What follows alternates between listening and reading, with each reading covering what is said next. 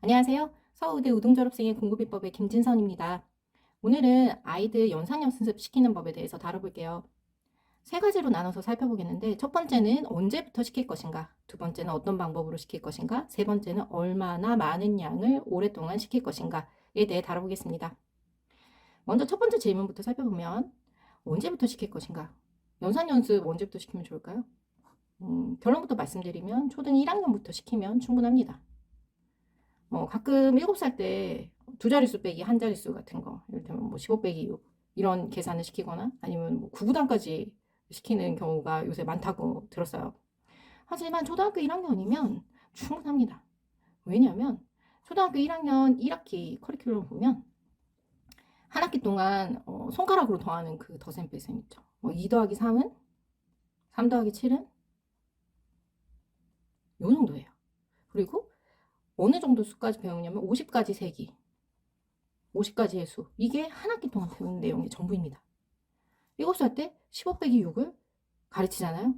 1학년 1학기 한 학기 동안 이런 건 아예 등장하지도 않아요. 그리고 1학년들 보면은 4교시까지밖에 안 하잖아요. 집에 와서 할 일이 없어요. 유치원 때보다 집에 더 일찍 와. 그러면 연상연습 할 시간 충분하잖아요. 굳이 더 어렸을 때 이런 걸 먼저 시킬 필요가 없다는 거죠. 그리고 가장 중요한 이유는 7살 때는 15 빼기 6이라는 수가 굉장히 어렵습니다. 초등학교 1학년도 손가락을 사용해서 더하기 빼기를 한다고 했잖아요. 2 더하기 3 해가지고 하나 둘 셋 넷 다. 그런데 15 빼기 6은 도대체 어떻게 해야 되죠? 손가락을 잠깐만 이렇게 해서 15개에서 하나 둘 셋 넷 다 여 해서 남은 거 하나 둘 셋 넷 다 열고 여덟 아홉 그래 이렇게 하기는 너무 어려운 수란 말이에요. 근데 제가 앞서도 말씀드렸지만 수학은 처음에는 특히나 무조건 쉽게 가르치는 게 중요합니다. 왜냐면 어렵다면서 포기하는 친구들이 너무 많아요. 수학에 대한 첫 느낌은 무조건 쉬울수록 좋습니다. 그래야 포기하지 않아요. 요즘에는 초등학교 3학년, 5학년 이런 친구들이 마구 수학을 포기하거든요. 그런 일이 생기지 않게끔 아예 처음부터 그냥 쉽게 가르치는 게 좋습니다. 초등 1학년부터 연산 연습을 시작하면 된다. 이렇게 생각하시면 되겠어요. 자, 그러면 7세 이전에는 그냥 놀라는 말인가? 그건 아니에요. 7세 이전에 초등학교 입학할 때까지는 우리 아이들이 이런 걸 배우고 들어가면 좋아요. 숫자 읽기. 뭐 0에서 9까지. 숫자는 0에서 9까지 10개밖에 안 되죠. 이거를 읽고 쓸 줄 아는 거는 굉장히 간단합니다. 그냥 입학하기 전에만 떼면 돼요. 그리고 다른 하나는 수색이에요. 예를 들어서 사과, 공, 몇 개, 하나, 둘, 셋, 세 개.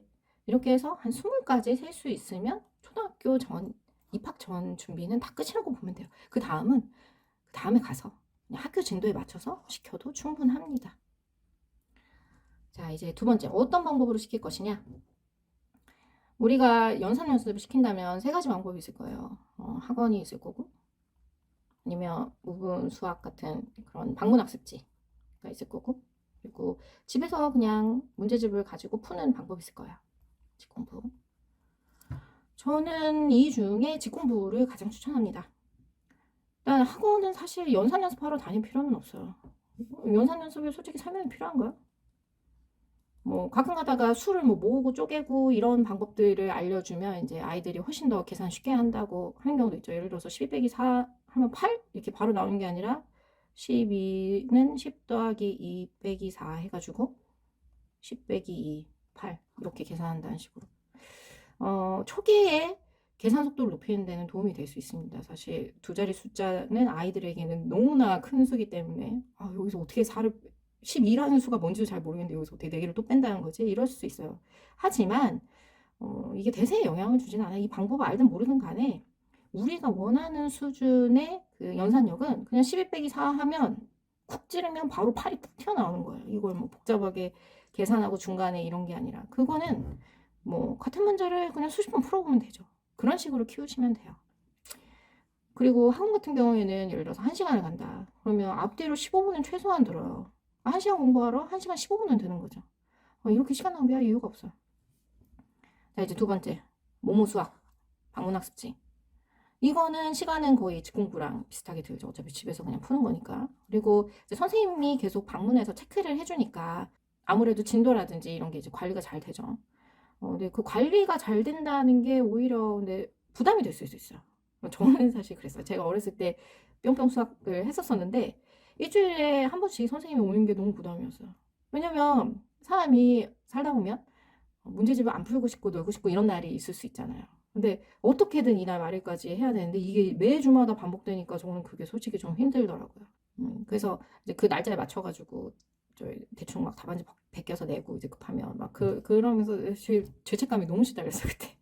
그래서 저는 개인적으로 직공부를 추천합니다. 이거는 연산 연습은 솔직히 지겹잖아요. 지겨워요. 지겨운 거를 조금이나마 아이한테 맞춰준달까? 그러니까 예를 들어서 어떤 날 하기 싫어한다 그러면 뭐 넘어가기도 하고 다음날 2배로 풀기도 하고 뭐 이런 식으로 좀 더 여유가 있으니까요. 그래서 직공부를 하려면은 그냥 인터넷에 계산력, US24 이런 곳에 계산력, 연산력 이런 걸로 키워드를 넣으면 책들이 아마 수십 종류가 나올 거예요. 그 중에서 디자인이 단순하고 문제수가 너무 많지 않은 거. 문제수가 많으면 가성비 더 좋지 않냐 이렇게 생각하실 수도 있는데 다시 한번 말씀드리면 연산연수 지겹습니다. 빽빽한 문제집이 들어차 있으면 아이들 안 풀고 싶어요. 가장 좋은 방법은 서점 같은 곳에 가서 아이랑 직접 문제집을 고르는 방법이 있어요. 그러면 아이는 자기가 선택한 문제집이기 때문에 두말 않고 풀 수 있겠죠. 뭐 디자인이 마음에 안 드네, 뭐 문제가 너무 빽빽하네 이렇게 불만 없이 그런 방법이 있어요. 자, 그러면 마지막으로 얼마나 그러면 많이 풀려야 하는가? 쉽게 얘기하면 2페이지, 1장 요것만 풀리시면 됩니다. 이렇게 생각하면 2페이지면 너무 좋은 거 아닌가? 뭐 한 20문제나 겨우 되는데 하루에? 이렇게 생각하실 수도 있거든요. 근데 제가 그 1년 365일 중에 쉬는 날 빼면 며칠이냐 찾아봤더니 대충 한 250일쯤 되더라고요. 그러면 20문제를 250일 동안 풀면 5000문제예요. 근데 이거를 초등학교 1학년 때부터 초등학교 6학년까지 풀면 6년이죠. 그러면 3만 문제예요. 3만문 연산 연습했으면 된 거 아닐까요? 충분한 거 아닐까요? 가끔 가다가 아이들이 계산 많이 실수하거든요. 연산 연습하다가. 그 버릇을 뭐 붙잡기 위해서 한 문제 틀릴 때마다 10문제를 더 시킨다. 이런 분들이 있었어요. 근데 저는 이건 추천하지 않습니다. 3만 문제면 충분해요. 예를 들어서 더하기 하기 자꾸 틀린다라고 하면 뒤에 가서 연습할 게 충분히 있어요. 자연수의 덧셈 뺄셈은 분수의 덧셈 뺄셈에도 계속 나오고 뭐 소수의 덧셈 뺄셈에서 계속 나오고 심지어 곱하기 나누기에서도 뭐 덧셈 뺄셈 계속 나옵니다.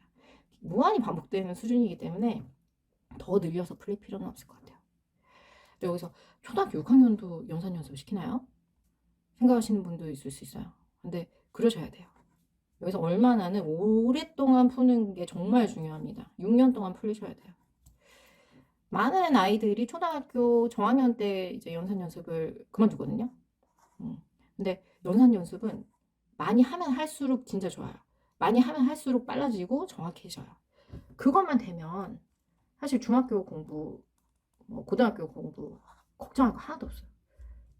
뭐 공식, 풀이법 이것만 외우면 되거든요. 연산이 잘 되면, 계산을 실수 없이 빠르게 잘 할 수 있으면.